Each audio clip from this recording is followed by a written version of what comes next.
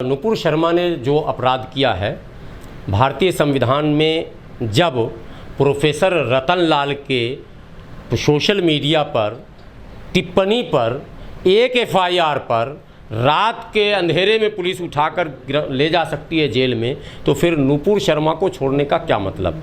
मैं एक बात साफ शब्दों में कहता हूँ, भारत के अंदर एक डेमोक्रेसी में नया रूल शुरू किया गया है और वो रूल ये है कि एक ही जुर्म यदि मनुवादी विचारधारा के लोग करेंगे तो वो काबिले माफ़ी है, और अगर SC ST OBC के लोग करेंगे, माइनॉरिटी के लोग करेंगे तो उन्हें जेल की सलाखों में डाला जाएगा। आपको याद होगा दिल्ली के जंतर मंतर पर मुल्ले काटे जाएंगे के नारे लगे थे, और वो भी भारतीय जनता पार्टी का बड़ा लीडर था, कोई छोटा लीडर नहीं था। तो उसकी भी गिरफ्तारी नहीं हुई, विरोध होकर रह गया और उस विरोध का कोई असर नहीं दिखा, क्योंकि सत्ताधारी दल के लोग थे और सत्ता में बैठे लोगों ने ये ठान लिया है कि हमें सिर्फ दलितों और मुसलमानों पर ही अत्याचार करने हैं। कानून के सारे धारे का इस्तेमाल सिर्फ दलितों और मुसलमानों पर ही करने हैं। ये दर्शाता है प्रोफेसर रतन लाल की गिरफ्तारी से। मुट्ठी भर भगवाधारियों ने प्रोफेसर रतन लाल के खिलाफ हंगामा किया और एक एफआईआर लिखवा दिया, और कहीं कोई प्रतिक्रिया नहीं हुई थी देश में, सिर्फ दिल्ली में हुई थी। और दिल्ली पुलिस उठी और रतन लाल को पकड़ के घसीट के जेल में जाके बंद कर दी। ये है कानून। तो क्या वही कानून, वही धारा, जब पूरे देश में हंगामा हो रहा है और नतीजा यह है कि विदेशों में भी हंगामे हो रहे हैं, तो क्यों आप जो है नुपुर शर्मा को जेल में डालने से बच रहे हैं?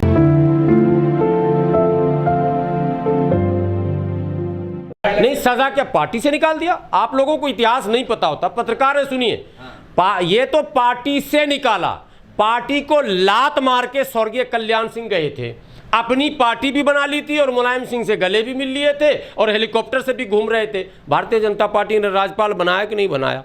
राज्यपाल बना, बेटा को सांसद बनाया कि नहीं बनाया? बेटा को फिर मौका दिया कि नहीं? पार्टी को लात मार के सुश्री उमा भारती गई थी, पार्टी ने फिर उसको नेता बनाया, केंद्र में मंत्री बनाया, नहीं बनाया? जो पार्टी को लात मारा, जब उसको आपने अपना लिया, तो इसको तो आपने ऐसे ही किया जैसे बेटा जब कोई बदमाशी करता है ना मोहल्ले टोले में, और भीड़ जब उसको पकड़ती है तो बाप जाता है, पहले बेटे को दो लप्पड़ मारता, चल हरामखोर बदमाश कहीं का, तो शरारत करता रहता है, चल घर आने के बाद बाप कहता है बेटे को, बेटा अगर वहाँ पर हम ऐसे नहीं करते तो माहौल बिगड़ जाता और वो लोग तुम्हारे ऊपर हमला कर देते। ये किया भारतीय जनता पार्टी ने।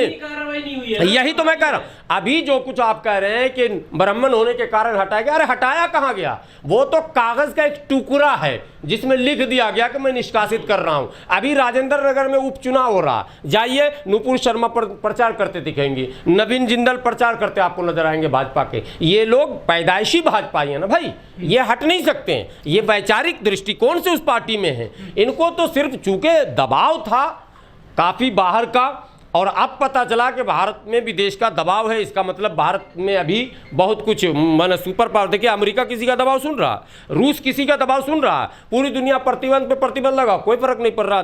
भारतीय जनता पार्टी के चरित्र को समझने के लिए 3-4 बातों को समझना होगा। प्रोफेसर रतनलाल की गिरफ्तारी मैं इसलिए बोल रहा हूं कि ये करंट मामला है, इसलिए मैं बार बार उसका उदाहरण दे रहा हूं, अन्यथा आपको समझना इंस्पेक्टर सुबोध के हत्यारे को माला पहनाकर पार्टी ने स्वागत करके अपने दल में शामिल कर लिया। तबरेज के हत्यारे को केंद्रीय मंत्री जाते हैं, भारतीय जनता पार्टी के केंद्रीय मंत्री, और माला पहनाकर स्वागत करते हैं। उनको क्यों नहीं निकाला पार्टी से? उनको क्यों नहीं निकाला आपने पार्टी से? और सुनिए, राजस्थान में जो अफराजुल की हत्या जिसने की, उसमें जिन लोगों की माने मिली भगत दिखी, वो सब भाजपा में पाए जा रहे हैं। तो जितने ये मॉब लिंचिंग में लोग हैं, उनको तो भाजपा हीरो बना रही, तो नुपुर शर्मा को भाजपा कैसे हटा देगी? देखिए, देश के बहुसंख्यक भाई जो हमारे बड़े भाई हैं, हिंदू भाई, उनसे मैं आप लोगों के चैनल के माध्यम से विनती करता हूं। देखिए, ये जो कहा जाता है ना कि कांग्रेस मुक्त एक नारा दिया अमित शाह ने, और अंदर खाने इन लोग मुस्लिम मुक्त नारा दे रहे हैं, ये संभव नहीं है। जो चीज़ संभव नहीं हो उस पर अगर कोई काम करेगा तो उसकी ऊर्जा बर्बाद हो जाएगी, देश में गृह युद्ध हो जाएगा।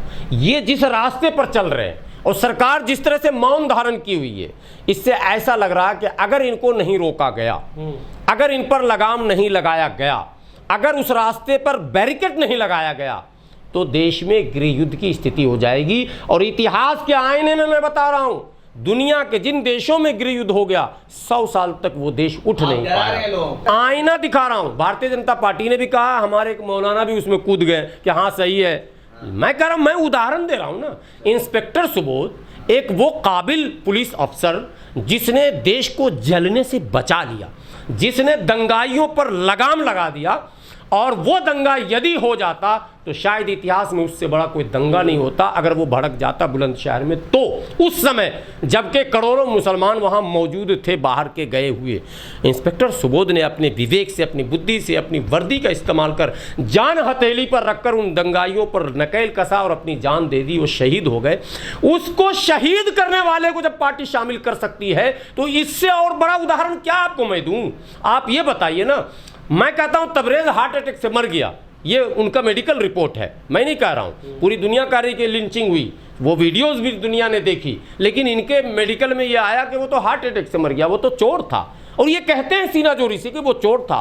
पहलू खां को ये चोर कहते हैं, ये क्या कहते हैं आपको दादरी के अखलाक को चोर कहते हैं। ये इतनी बेशर्मी पर उतर चुके हैं लोग कि इनके अंदर मानवता जैसी कोई चीज़ झलक नहीं रही है।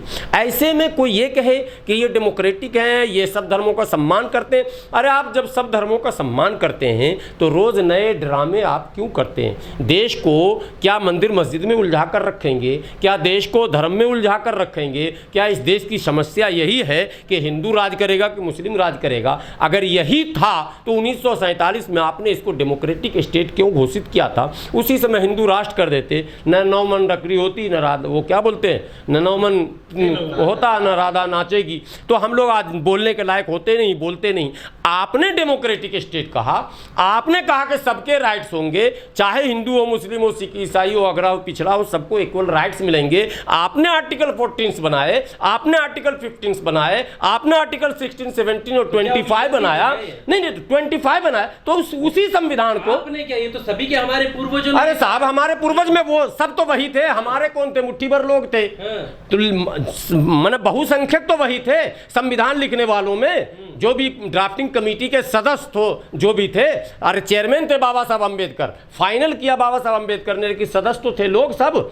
आपने क्यों बनाया साहब? आज उसी आर्टिकल 25 का हवाला जब हम देते हैं तो आप कहते हैं नहीं, अजान नहीं दोगे, नहीं कुरान नहीं पढ़ोगे, नहीं मस्जिद नहीं रखेगी, ये इसमें हनुमान। अरे अब वो दिन भी आने वाला, ये लोग यही कर रहा, यही कर रहा। मदरसे पर कुरान ना पढ़ने का मतलब समझे, मदरसे को आतंकवाद का सेंटर बताना। किस मदरसे से आतंकवादी निकल गया ये आप बताइए? आप एक उदाहरण दे दीजिए किसी मदरसे से आतंकवादी पकड़ा गया हो। ये कहते इसलिए हैं कि ये चाहते हैं कि वो पढ़े नहीं, ये कहते इसलिए है ये चाहते हैं वो अच्छी बात सुने नहीं। अलावा मैं हूं ना उदाहरण, आओ ना भाई जिसको आना है। मैं तो PhD किया हुआ, मैं भी तो मदरसे में पढ़ा हूँ, मैं मदरसे में पढ़कर PhD किया हूँ।